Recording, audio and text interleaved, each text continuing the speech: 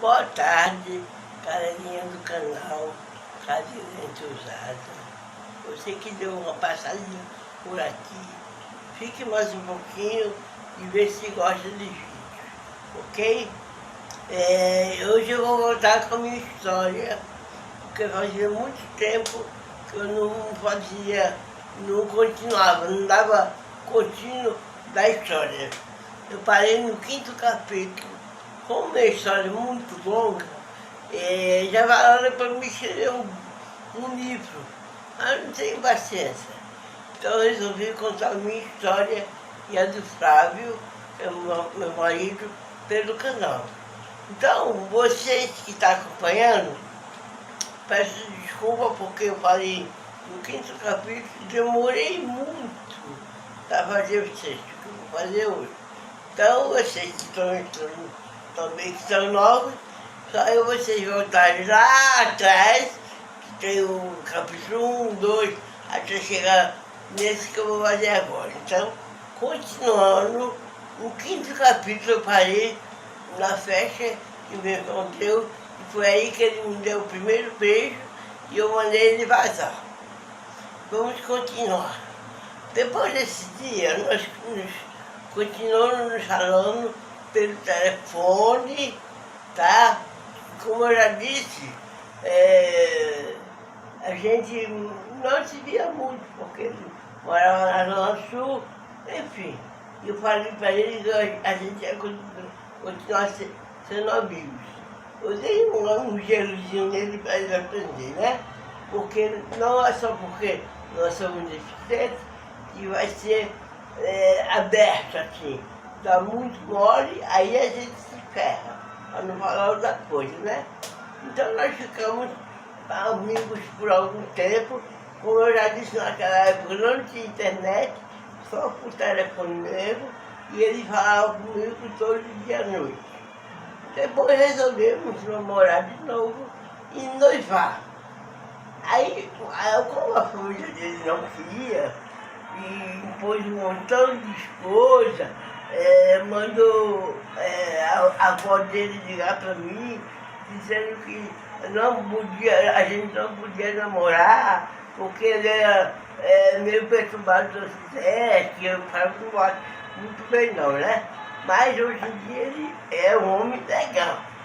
Mas naquela época eu já não bati muito bem as vezes. E a avó dele falou com a minha mãe. Conversou com ela, falando que o Flávio tinha um quê de baixo. O nome do problema do Flávio é fronteiriço. Ele é hábito a fazer qualquer coisa, treinável, mas quando ele quer. Então ele não saía sozinho. Essas coisas, principalmente, tinha dinheiro aí que ele era muito, tipo, uma redoma. Ele vivia na redoma de vidro. Então a gente falou para ele, para minha mãe, que não dava para a gente namorar, porque não sei o quê. Aquele papo. Ela queria dizer que eu era pobre. E ele já era com dinheiro. Mas nós não resolvemos nada, porque nós resolvemos. Eu e ele resolvemos namorar e noivar escondidos.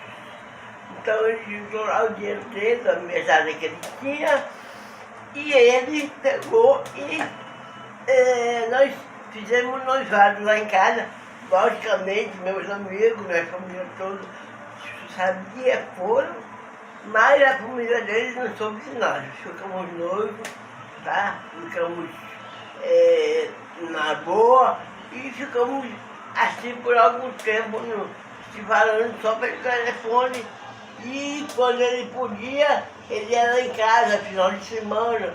Aí só se ele voltar a deixar nós ser amigos. Então nós fingíamos que era amigo, então ele ia todo final de semana lá para casa, passava o final de semana comigo.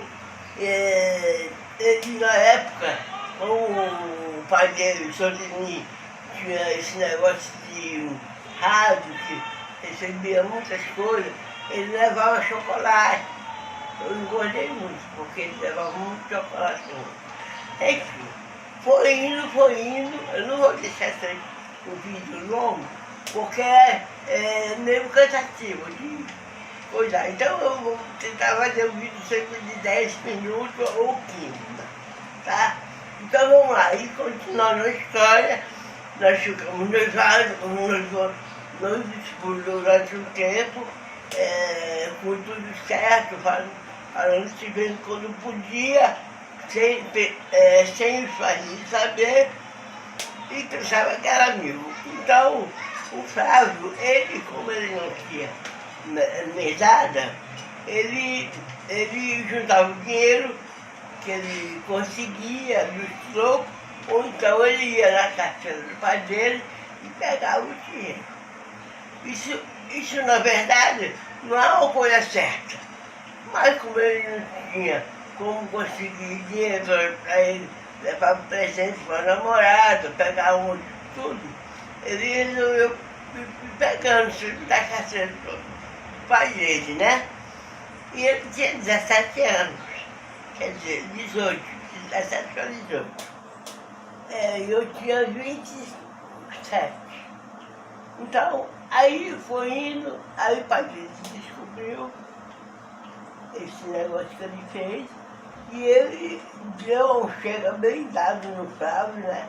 É coisa de pai mesmo, de mãe que ensina os filhos a não fazer coisa errada, porque, mas como eu já disse que o Flávio tinha um QI mais ou menos baixo, e ele fez isso, e os pais deram dura dele, e para completar, pensavam que era eu que mandava, né? Porque quando os pais não gostam da namorada, a culpa sempre é da namorada e tudo. O pai dele deu um chega-para nele, bateu nele, né, como os pais fazem. E o Flávio, naquela noite, não ligou para mim. Eu achei estranho, eu liguei para ele. Aí ele falou rapidamente comigo, falando que ele não podia falar comigo direito, porque os pais dele tinham descoberto. Enfim, ele falou que falava comigo no dia seguinte. Eu fiquei nervosa, não consegui dormir direito naquele dia. No dia seguinte eu liguei para ele, aí ele falou comigo meio estranho, meio dopado, eu não sei alguma coisa na voz dele.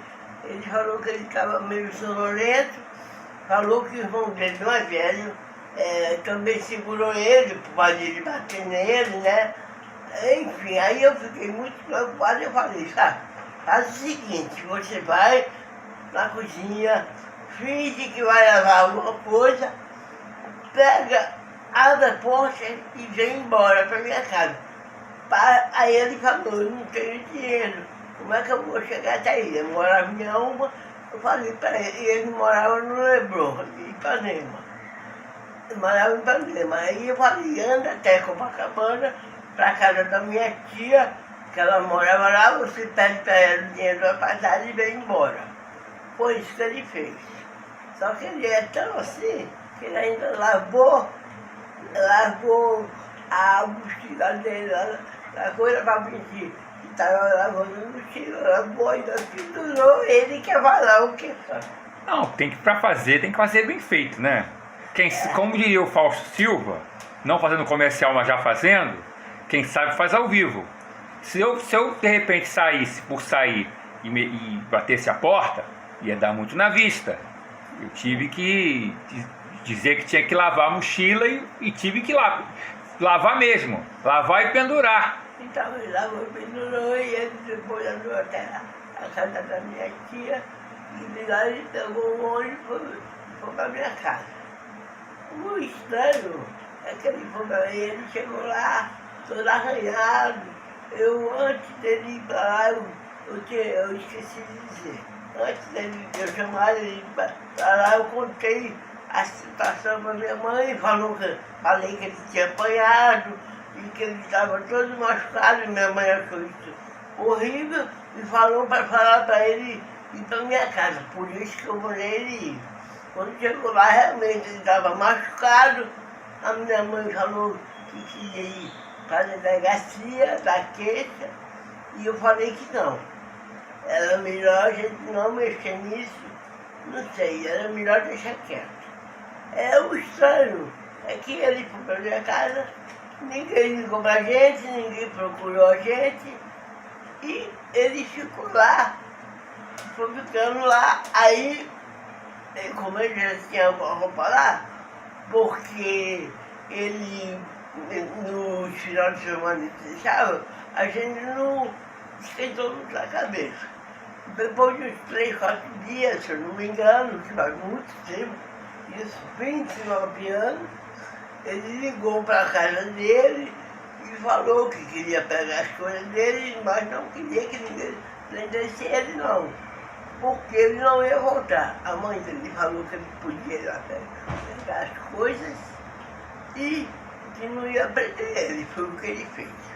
Foi lá na casa dele, pegou tudo que ele tinha e levou para minha casa e a gente ficou morando lá, morando junto só.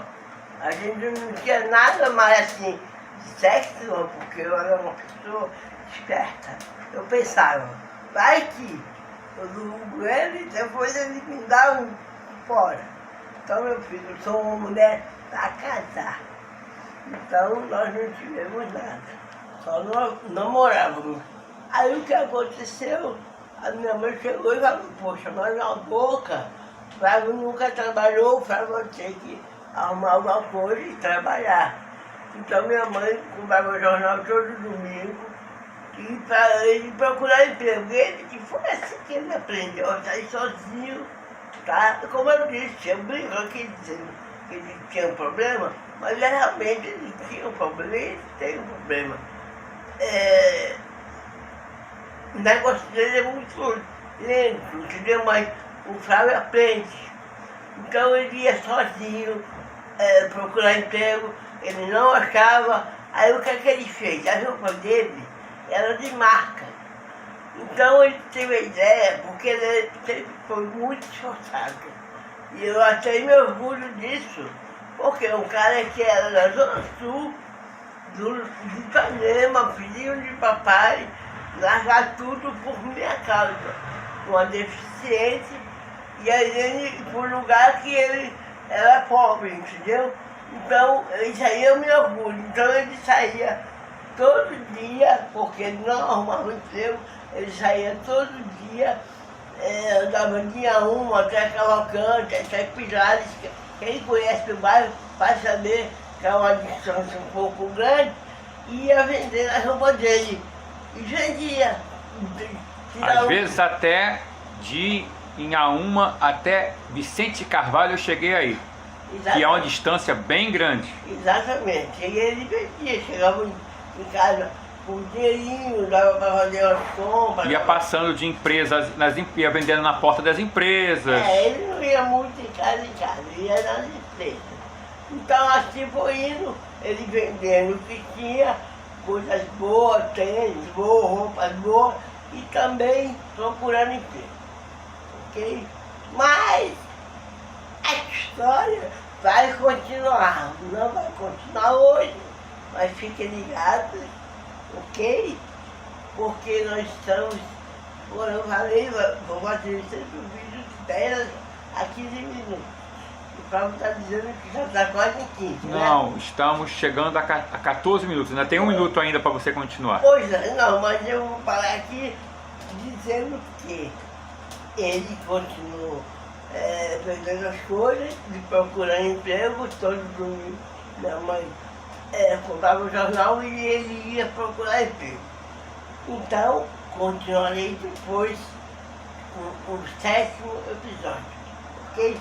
Gente, se inscreva, deixe o like, divulgue o canal, porque é uma história muito legal, muito bonita, e é uma história de superação, tanto minha como dele, ok? Valeu, fui!